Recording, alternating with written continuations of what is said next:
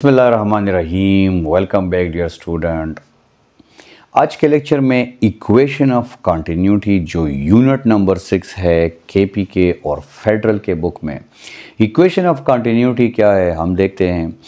बच्चों, आप लोग जब भी किसी भी पाइप से पानी को आप देना चाहते हैं पौधों को, किसी भी बाग में आप खड़े हैं और आप पाइप के ज़रिए पानी जो है वो पौधों को दे रहे हैं और जो पानी है वो पौधों तक नहीं पहुंच रहा है, तो आप पाइप के क्रॉस सेक्शनल एरिया को थोड़ा सा प्रेस करते हैं, जिसको प्रेस करने के बाद जो पानी है उसकी स्पीड में इजाफा होता है। क्या हो जाता है जिसकी वजह से क्रॉस सेक्शनल एरिया कम हो जाता है और पानी की स्पीड ज़्यादा हो जाती है, या क्या हो जाता है जिसकी वजह से क्रॉस सेक्शनल एरिया ज़्यादा हो जाता है और पानी की स्पीड कम हो जाती है। चलिए आज के लेक्चर में हम देखते हैं कि अगर स्पीड 2 टाइम्स डिक्रीज़ होगी तो एरिया, अगर एरिया 2 टाइम्स डिक्रीज़ होगा तो स्पीड कितनी इंक्रीज़ होगी, या अगर हम रेडियस को 2 टाइम्स डिक्रीज़ करेंगे तो स्पीड कितने टाइम्स इंक्रीज़ होगा। तो चलिए हम देखते हैं आज के लेक्चर में हमें नज़र आ रहा है, ये आपको पार्टिकल्स बाकायदा नज़र आ रहे हैं कि पार्टिकल्स जो हैं वो ट्रैवल कर रहे हैं। एक पाइप है जिसको दिखाया गया है जिसमें पार्टिकल्स मुसलसल ट्रैवल कर रहे हैं। हम यहाँ से देखना चाहते हैं कि जो ये मीटर रॉड है, मीटर रॉड ये आपको सिर्फ ये बता रहा है कि यहाँ से यहाँ तक जो इसका साइज़ है आप उसको कैसे मेजर करेंगे। क्लियर। अब मीटर रॉड को शो किया गया है और यहाँ पे हम क्या करना चाह रहे हैं, यहाँ पे हम इसके क्रॉस सेक्शनल एरिया को डिस्टर्ब करना चाह रहे हैं। तो जैसे ही आप इसके एरिया को डिस्टर्ब करेंगे, जैसे आप एरिया कम करेंगे, एरिया को स्क्वीज़ करेंगे, तो पार्टिकल्स जो हैं उनकी स्पीड जो है वो इंतहाई ज़्यादा हो जाएगी। इसका मतलब है कि अगर आप एरिया 2 टाइम्स डिक्रीज़ करेंगे तो याद रखें स्पीड 2 टाइम्स इंक्रीज़ होगी। एरिया और स्पीड का जो रिलेशन है वो इंतहाई सिंपल है। जितने टाइम्स एरिया कम होगा उतने टाइम स्पीड ज़्यादा होगी, जितने टाइम्स एरिया ज़्यादा होगा उतने टाइम स्पीड कम होगी।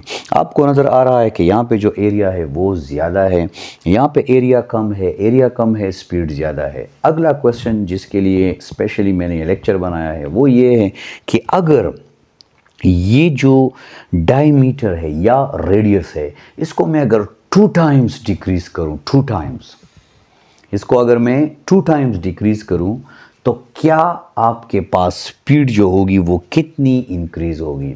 याद रखें वेलोसिटी का एरिया के साथ इन्वर्सली प्रोपोर्शनल है। एरिया पाई आर स्क्वायर के बराबर है और आर स्क्वायर जो है वो स्पीड आर स्क्वायर के साथ इन्वर्सली कनेक्ट हो जाएगा। इसको बहरहाल हम आसानी से समझ सकते हैं, जितने टाइम्स रेडियस कम होगा उसके स्क्वायर टाइम्स स्पीड ज़्यादा होगी, जितने टाइम्स रेडियस कम होगा उसके वेलोसिटी डिक्रीज़ होगी।